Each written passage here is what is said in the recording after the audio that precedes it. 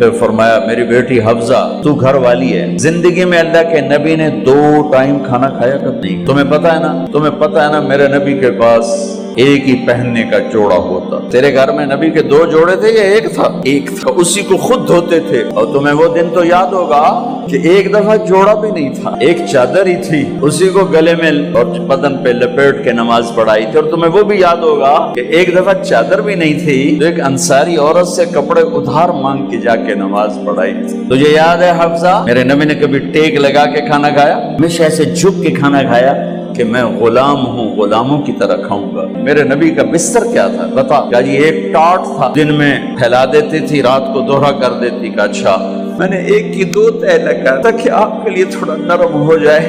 का नहीं हफ्जा, इससे जैसा पहले था वैसा ही कर दो। मैं रात को उठ के अल्लाह से बातें करता हूँ, इसकी नरमी ने मुझे उठने में जरा रुकावट पैदा की।